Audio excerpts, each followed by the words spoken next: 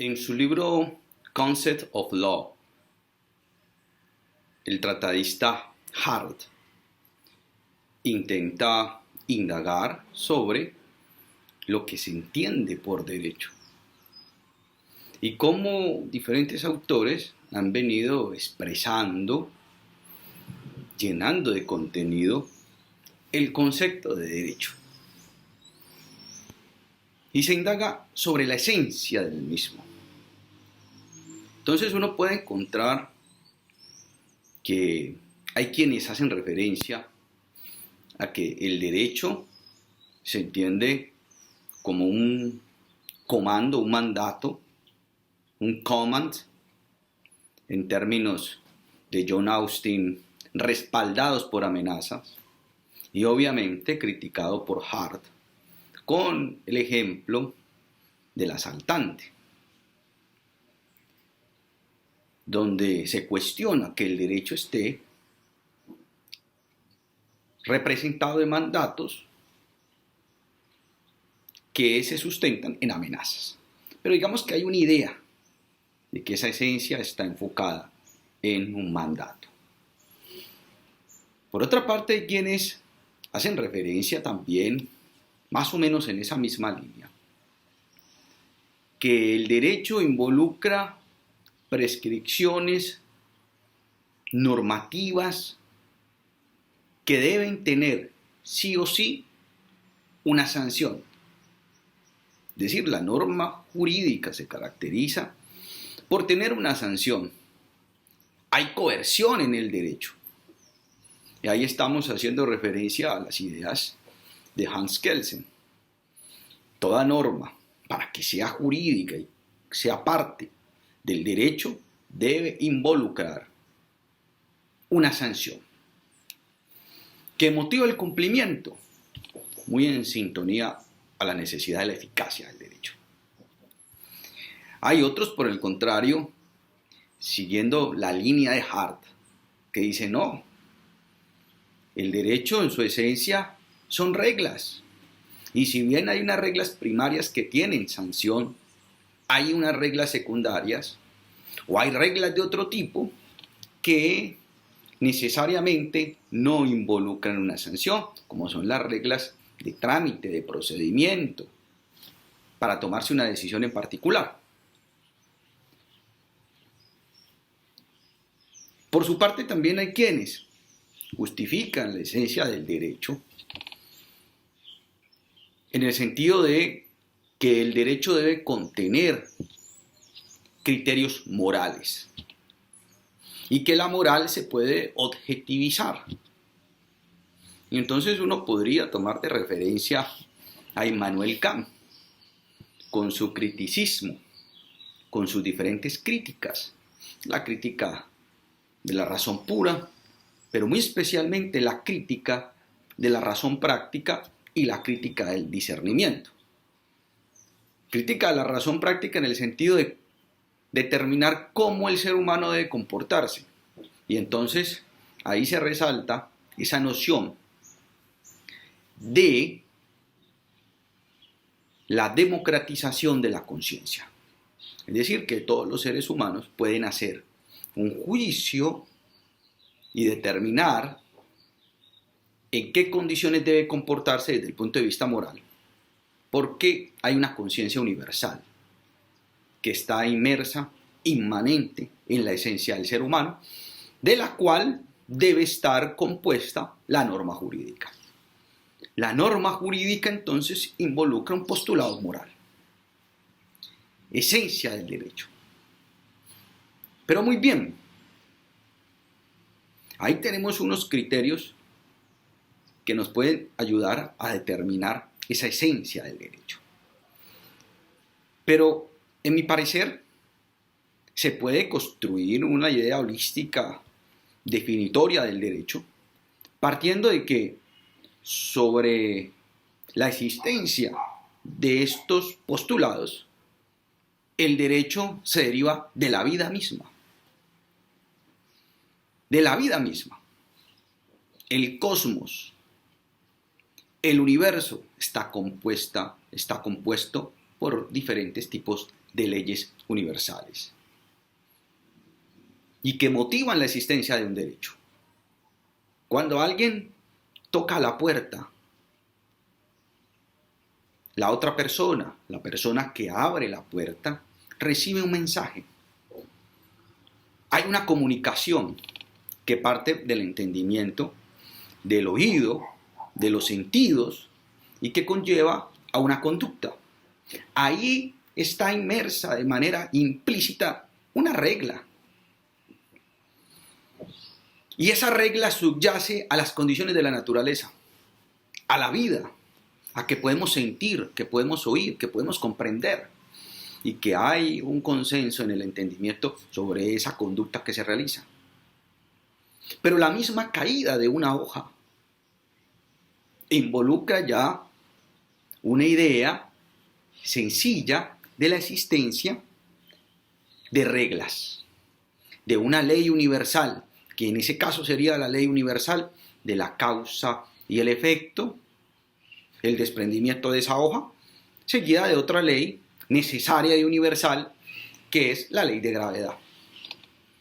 Pero con la observación y el análisis de esa naturaleza, se prescriben entonces normas que se involucran desde el punto de vista jurídico por la voluntad del ser humano, pero que preexisten en la misma naturaleza. Todo esto para resaltar la idea de que el derecho se deriva de la vida. Y entonces también podemos analizar y colocar de ejemplo el tema de la pandemia, el coronavirus. El derecho sirvió de instrumento, pero se gestó de una realidad que es producto de la naturaleza. Y esa realidad mostró la necesidad de incentivar una norma jurídica para intentar controvertir ese aspecto negativo del coronavirus, esa pandemia y la crisis que generó. De manera directa, siempre los postulados normativos provienen de ese dinamismo que es la vida. Y la vida está inmersa en todos los aspectos, tanto en la naturaleza como en los producidos del hombre. Porque en los producidos del hombre, en la materia, están los átomos. Y los átomos están compuestos de energía, neutrones, protones, pero hay energía. Y eso es naturaleza. Y hay unas reglas que se derivan de ello. Con esto yo puedo entonces construir el concepto de derecho diciendo que el derecho viene siendo entonces un conjunto de mandatos, comandos,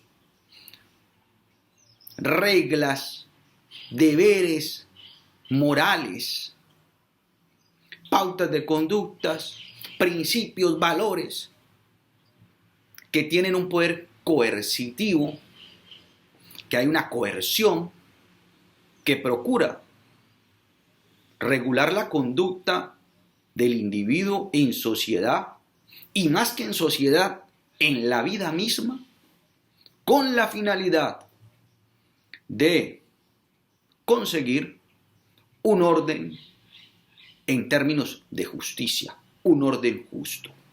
O desde un punto de vista más abstracto, el bien común, o desde un punto de vista quizás de un componente filosófico para la humanidad y para el ser humano, la búsqueda de la felicidad, o en términos de Aristóteles, la búsqueda de la felicidad de esa polis. Esa sería la finalidad del derecho, que involucra todos esos criterios que acabo de mencionar, que involucra también un componente moral, que involucra coerción, que involucra regular la conducta del ser humano en sociedad y en la vida misma. Y si hablo de la vida, entonces estoy haciendo referencia también a la naturaleza, la conducta del ser humano con los animales, con la naturaleza, con el ecosistema, con todo lo que implica esa noción de vida que es dinamismo inmanente y natural que está presente tanto en la naturaleza como en los productos del ser humano. Ese sería entonces un concepto de derecho. Y de ahí que, preguntándose por esa naturaleza del derecho, se han gestado diferentes posturas filosóficas sobre de dónde proviene. Y entonces tenemos un derecho que se considera el derecho natural, donde se enmarca una concepción ius naturalista, digamos, de la cual hay varias perspectivas o varios enfoques. Un enfoque clásico que considera que el derecho se deriva del cosmos o de los dioses en Grecia, con figuras antropomórficas quizás, y que instruyen la existencia de un derecho con perspectiva de una justicia cósmica o de diferentes dioses que dan pauta sobre la existencia de unas normas, un derecho natural. O un ius naturalismo basado en la fe, en la teología, especialmente considerando que el derecho proviene de la revelación contenida en la Biblia y de una perspectiva de la Iglesia Católica, proviene del derecho divino, que se da con mucha fuerza en la Edad Media, esa perspectiva. O ya en una época contemporánea, en el siglo de las luces, en la Ilustración, el derecho entendido desde el punto de vista de la razón, siendo la razón la fuente principal del derecho y la razón guiada por unos criterios de justicia elementales que permitan la derivación del derecho. Y al margen de ese ius naturalismo como fuente del derecho, otra postura, el ius positivismo, que considera el derecho como un artificio, un producto artificial del hombre, y especialmente dentro de la institución del Estado, del Parlamento, y como ius positivismo también tiene diferentes posturas. Un ius positivismo ideológico que establece que el derecho es todo aquello que produzca el Parlamento y es válido siempre y cuando exista, es decir, que haya sido producido por el Congreso. Y de ahí también podemos derivar otro ius positivismo normativista, el de Hans Kelsen, que tiene en cuenta el derecho como un sistema encadenado desde el punto de vista jerárquico, y entonces tenemos la pirámide kelsiana, en donde hay diferentes tipos de normas, y que el derecho es válido en la medida no solo de que lo expida el Parlamento, existe cuando lo expide el Parlamento, pero es válido siempre y cuando guarde sintonía, armonía, coherencia con ese sistema de fuentes que se expresa a través del encadenamiento de una norma, en un principio resoluciones, decretos, leyes, constitución política, derecho internacional de los derechos humanos, y que en la medida en que el derecho guarde consonancia con esas normas, pues es válido. Y entonces Kelsen hace esa distinción. Ojo, no todo lo que se produzca del Parlamento es válido, como lo diría el iuspositivismo ideológico, no, sino que tiene que guardar armonía con el sistema de fuentes. Hans Kelsen, un iuspositivismo normativista. Y luego de ese iuspositivismo iusnaturalista, perdón, de ese positivismo que va después del iusnaturalismo, vuelve a renacer hoy por hoy la idea de un iusnaturalismo más reforzado en la moral, dándole mayor sustento racional, ¿sí? Y que tiene basamento profundo en la justicia y en la fuente de derecho constitucional y muy especialmente en los derechos humanos. Y ahí hay un esfuerzo enorme por sustentar la moral dentro del ámbito del derecho, de la cual se deriva también lo que se conoce como el ius moralismo. Pero todo esto nos permite tener una concepción de lo que es en realidad el derecho, de lo que se entiende el derecho, de los criterios que nos permiten ver e interpretar el derecho para tener una idea elemental, pero clara, de lo que puede significar el derecho. Desde luego hay que mencionar que la definición del derecho, pues, es todavía objeto de estudio, de continua reflexión, y que se puede seguir profundizando para llegar a una definición que satisfaga todos los componentes y todos esos debates tan interesantes que desde el plano de la filosofía del derecho se ha venido desarrollando. El derecho es entonces, desde mi punto de vista, vida. Y la vida se manifiesta a través de unas reglas, de unas pautas que motivan la conducta del ser humano para lograr una justicia. De ahí la importancia de poder entender y definir qué significa esa justicia. Otro tema de gran debate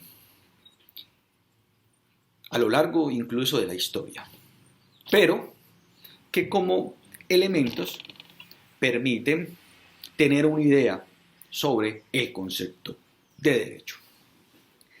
Quería entonces compartirles a todos ustedes estas ideas sobre lo que considero involucra el derecho, tomando de referencia, por supuesto, algunos autores importantes en la filosofía del derecho. Muchas gracias.